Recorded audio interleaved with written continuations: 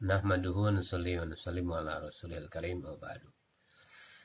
Saudara-saudara sekalian yang dimuliakan Allah Subhanahu wa taala, oleh karena itu penting amal-amal kita ini dipandu oleh ilmu. Selagi kita tidak ada ilmu, selagi itu amal kita tidak sempurna. Kejahilan yang paling besar di masa ini adalah kita menganggap semuanya itu ilmu.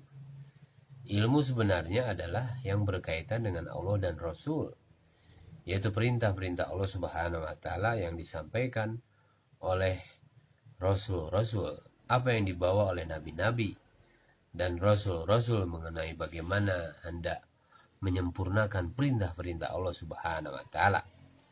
Selain daripada perkara itu yang tidak mendekatkan diri kita kepada Allah Subhanahu wa taala, itu hanya kemahiran, keterampilan, dan hanya merupakan seni belaka. Yang penting adalah apa yang Allah Subhanahu wa taala dan Rasul kehendaki daripada kita. Di dalam Al-Quran ada disebut ilmu, adalah bagaimana hendaknya menunaikan perintah-perintah Allah Subhanahu wa taala, cara baginda Nabi sallallahu alaihi wasallam. Maulana Ilyas rahmatullahi alaih mengatakan ilmu adalah untuk mengetahui apa yang Allah Subhanahu wa taala kehendaki dari saya. Selain daripada itu bukan ilmu. Ilmu ada dua jenis, yaitu ilmu di lidah, hanya bisa bercakap saja, tetapi ilmu itu tidak masuk ke dalam hati. Dia perkara ini akan didakwa oleh Allah Subhanahu wa taala di akhirat nanti. Yang kedua adalah ilmu di hati, menyebabkan ia yakin kepada Allah Subhanahu wa taala, takut kepada Allah Subhanahu wa taala. Saudara-saudara sekalian, maka kita perlu belajar ilmu yang dapat merasakan, sehingga dengan ilmu itu kita semakin takut kepada Allah, semakin gentar pada Allah. Hari ini semua pengetahuan dan kemahiran dikatakan ilmu, seni-seni dikatakan ilmu, dan dia mengharapkan ganjaran dari Allah Subhanahu wa taala dengan kemahiran keterampilannya tadi. Seperti orang yang belajar ilmu agama. Umar radhiyallahu anhu adalah seorang yang telah mengetahui keseluruhan ilmu agama. Ilmu tentang syariat semua diketahuinya. Sehingga Nabi sallallahu alaihi wasallam berkata tentang Sayyidina Umar, kalaulah ada nabi selepas aku, Umarlah yang layak pantas menjadi nabi. Umar walaupun telah mengetahui semua ilmu agama, dia masih ingin menambah ilmu dengan membaca kitab Taurat. Nabi SAW sangat marah, sehingga baginda naik ke atas mimbar, kumpulkan sahabat-sahabat. Sahabat-sahabat lihat muka Nabi sangat merah, sangat marah, sehingga mereka datang dengan pedang. Rasulullah SAW berkata, adakah dengan ilmu yang aku bawa ini tidak cukup untuk kejayaan kamu, sehingga kamu baca ilmu yang lain, baca Taurat hari ini, dan sehingga hari kiamat Allah Subhanahu wa taala hanya terima syariat yang aku bawa, yang membawa kejayaan. Saudara-saudara sekalian, orang yang berilmu seperti Sayyidina Umar ingin baca Taurat pun Nabi marah. Kita hari ini yang jahil dengan ilmu agama, Masya Allah, malah sibuk saja mengkaji ilmu-ilmu yang lain, keterampilan yang lain. Lupa kepada agama, lupa bagaimana menyempurnakan perintah Allah. Oleh karena itu kita hendaknya belajar ilmu agama dan hantar anak-anak kita belajar agama. Maksudnya itu untuk diamalkan agama itu, bukan hanya sekedar di lisan atau untuk semacam pengetahuan juga. Ilmu juga ada dua, ilmu fadhail, ilmu masail. Tanpa ilmu masail, amalan kita tidak sempurna dan tidak diterima oleh Allah Subhanahu wa taala. Tanpa ilmu fadhail, kita juga tidak ada keinginan untuk beramal dan tidak dapat ganjaran atas amal yang kita lakukan. Karena ganjaran diterima jika kita ada ihtisab. Setiap amalan kita buat mesti mengikut ilmu masail, ilmu fadhail. Adalah kita buat suatu amal dengan mengetahui akan janji-janji Allah Subhanahu wa taala. Untuk mendapatkan sifat ihtisab, mengetahui, meyakini janji-janji Allah Subhanahu wa taala atas sesuatu amal, maka kita baca kitab Doil Amal yang menyemangati amal, hadir juga dalam majelis-majelis ta'lim. Kita buat ta'lim fadail, kita di masjid juga, di rumah juga kita buat, untuk mengetahui dan menambah keyakinan kita akan janji-janji Allah Subhanahu wa taala atau ganjaran atas sesuatu amal yang kita lakukan. Apabila kita lakukan amal ini, maka kita buat dengan penuh ihtisab. Hadirkan dalam pikiran kita segala janji-janji Allah Subhanahu wa taala yang kita dengar, dengan itu kita dapat melakukannya dengan penuh yakin. Dalam majelis taklim, setiap yang Nabi beritahu, Nabi ini selalu mengulang-ulang 3 kali supaya sahabat ini mudah paham. Saudara-saudara sekalian, jadi kita tengok di hadapan kita tawajuh bahwa apa yang disampaikan daripada hadis-hadis Nabi ini adalah dari baginda Nabi Sallallahu Alaihi Wasallam. Satu sunnah lagi dalam taklim ini, kita bawa orang yang di luar masjid ini datang ke masjid untuk dengar taklim. Masya Allah.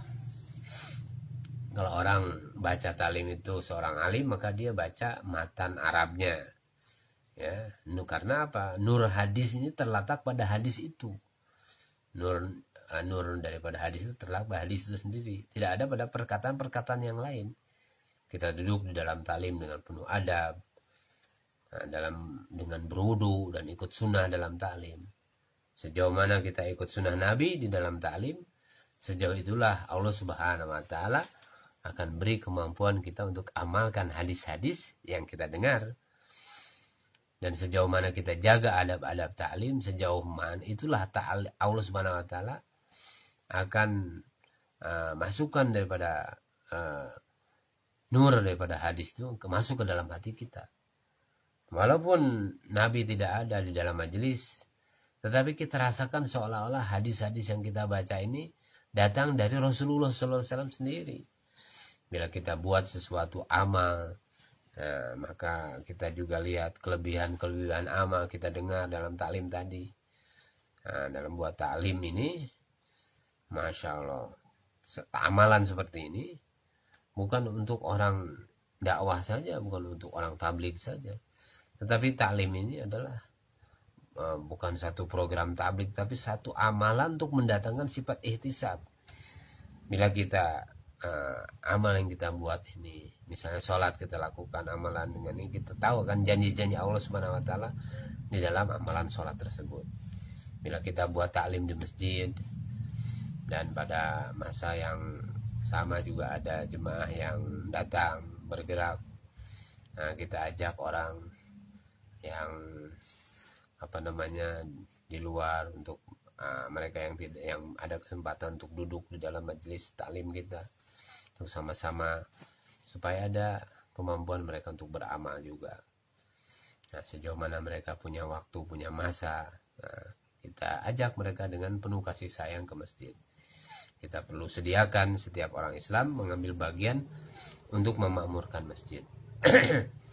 Seperti halnya Abu Hurairah radhiyallahu anhu telah pergi dari satu kedai ke kedai yang lain memberitahu mereka bahwa harta pusaka baginda Rasulullah SAW sedang dibagi-bagikan di masjid. Nah, inilah cara yang beliau lakukan untuk menarik orang datang ke masjid. Saudara-saudara sekalian yang dimuliakan oleh Allah Subhanahu wa taala, maka kita perlu buat amalan ini dengan sebaik-baiknya. Kita dengar hadisnya, kita tawajuh, kemudian kita dengarkan dengan penuh kesungguhan, kemudian kita buat dengan adab, supaya apa? Hakikatnya wujud dalam diri kita. Hadis-hadis yang kita dengar, bagaimana kita amalkan, ada kekuatan. Dan kita mohon kepada Allah Subhanahu wa taala agar Allah Subhanahu wa taala memberikan taufik kepada kita untuk kita dapat mengamalkannya. Allahu Akbar. Kemudian kita juga lihat di kitab-kitab mengenai dan hadis-hadis yang kita baca ini kan, kita akan melihat bagaimana itu hadis-hadis mengenai hakikat iman, ada hakikat sholat, bagaimana itu ilmu, bagaimana itu dzikir. Masya Allah. Ini dijelaskan di dalam hadis-hadis baginda Rasulullah SAW di dalam kitab Fadilah itu. Saudara-saudara sekalian yang dimuliakan oleh Allah Subhanahu Wa Taala.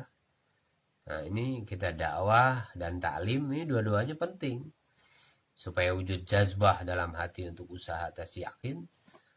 Maka kita juga sediakan di rumah juga buat taklim juga. Kemudian kita buat mudzakarah juga mengenai sifat-sifat sahabat. Nah, supaya datang hakikat itu ke dalam diri kita, supaya amalan-amalan yang pernah dibuat oleh sahabat dulu wujud juga di rumah kita. Saudara-saudara sekalian yang dimuliakan oleh Allah Subhanahu Wa Taala. Nah, kemudian yang penting juga kita buat jauhlah taklim. Kita ajak untuk bawa orang duduk di dalam suasana masjid, suasana iman, suasana ijtimai. Walaupun dia melangkah 2 langkah saja ke masjid, Allah Subhanahu Wa Taala akan pelihara perjalanannya. Nah, semasa kita buat usaha di tempat kita atau buat usaha sewaktu kita keluar di jalan Allah Subhanahu Wa Taala, maka kita usaha orang-orang kita bawa ke masjid. Kita bawa bagaimana orang didudukan di dalam amalan-amalan masjid. Seorang yang berulang bolak-balik datang ke masjid, maka dikatakan sebagai orang yang beriman. Seorang yang membangunkan masjid, maka Allah Subhanahu Wa Taala akan ridho kepada dia. Allah Subhanahu Wa Taala akan beri dia kesehatan. Allah Subhanahu Wa Taala akan ampunkan dosanya, melintasi titian sirat dengan mudah, dengan cepat. Allah Subhanahu Wa Taala akan keluarkan dari hati dia perasaan takut selain dari Allah Subhanahu Wa Taala. Allah Subhanahu Wa Taala akan beri hidayah pada dia. Kalau dia keluar dari masjid untuk keperluan dunia, malaikat akan bantu dia dalam segala urusan. Jadi saudara-saudara sekalian, maksud kita berjauhlah ke rumah-rumah bersilaturahmi ini adalah untuk membawa mereka ke masjid. Nah, inilah maksud kita. Nah, bagaimana supaya iman ini wujud dalam hati-hati kita. Nah, kita sediakan orang-orang baru juga bawa ke masjid. Kita buat dakwah mereka untuk memurkan masjid. Kita buat kerja dakwah. Nabi SAW tidak pernah menganggap ada orang yang tidak layak untuk buat dakwah. Setiap orang yang kita jumpai, kita bawa mereka ke masjid supaya mereka duduk di dalam taklim kita di masjid. Masya Allah. Sediakan dia untuk dakwah. Maka sudah dimuliakan oleh Allah Subhanahu Wa Taala. Kita juga sampaikan kepada mereka, orang-orang ini rata-rata umumnya orang mereka tidak mau ke masjid atau susah untuk melangkahkan kaki ke masjid. Maka kita buat dakwah kepada mereka di luar sana itu, baik itu di kebunnya ataupun di tempat kerja mereka, ataupun mereka sedang nongkrong-nongkrong di luar mereka. Kita sampaikan mengenai pentingnya iman, pentingnya sholat, pentingnya ilmu, pentingnya dzikir, pentingnya akhlak, dan pentingnya mengenai ikhlas, dan pentingnya dakwah sampaikan kepada mereka.